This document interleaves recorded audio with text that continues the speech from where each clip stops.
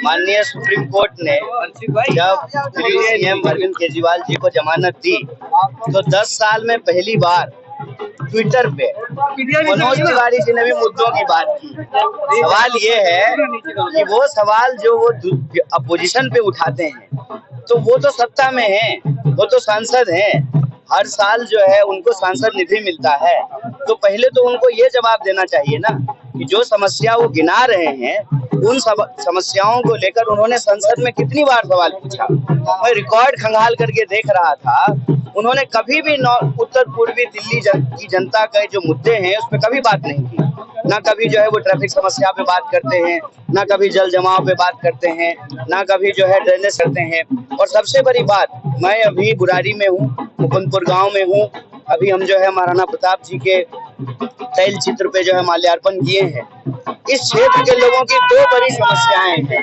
पहली समस्या ये है कि डीडीए की मनमानी चल रही है, टूटी हुई है, वहां पर एनओसी नहीं दिया जाता है। और सबसे बड़ी बात, मैं युवाओं को लेकर के एक बात कहना चाहता हूँ। इस बार देश के भीतर पिछले 10 सालों में युवाओं के साथ जो अन्याय किया गया है, आप सब जानते हैं कि देश में बेरोजगारी चरम पर है। इतनी बेरोजगारी देश के इतिहास में पहले कभी नहीं हुआ था।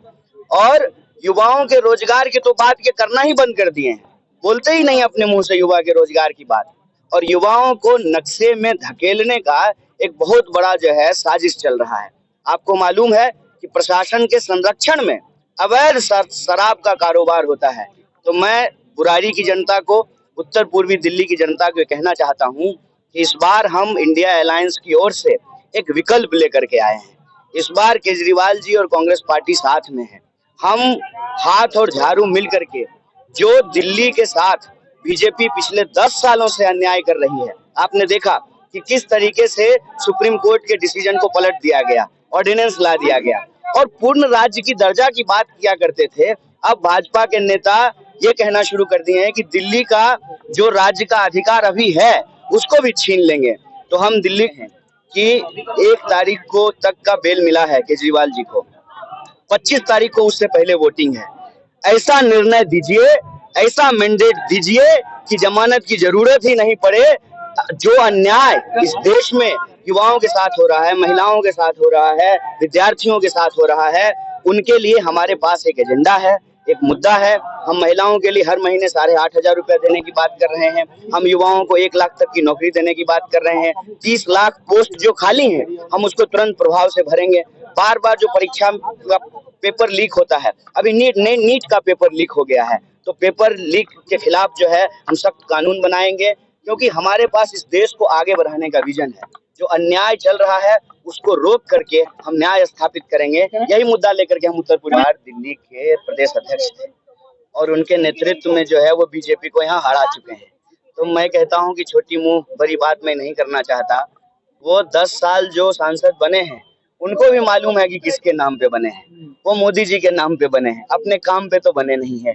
उनका मैं तो ढूंढते रहता हूँ, मुझे कहीं भी जो उनके नाम का पत्थर नहीं दिखाई देता है जिसमें लिखा हुआ हो उद्घाटन करता माननीय सांसद। करोड़ रुपए लगाने की बात बता, मुंह है, मुंह बोलने में कोई जीएसटी लगता है? 18% जीएसटी अगर बोलने में लगता तो नहीं बोलते, बोल देते हैं कुछ भी। आप तो इस क्षेत्र में रहते हैं ना, किसी से भी पूछ लीजिए।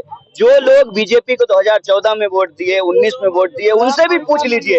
वो कहते हैं कि सांसद कभी दिखाई नहीं दिए, कोई काम नहीं किया। और जब लोगों का घर तोड़ा जाता है डीडीए के द्वारा तो सांसद महोदय जो है नई दिल्ली में आराम फरमा रहे होते हैं।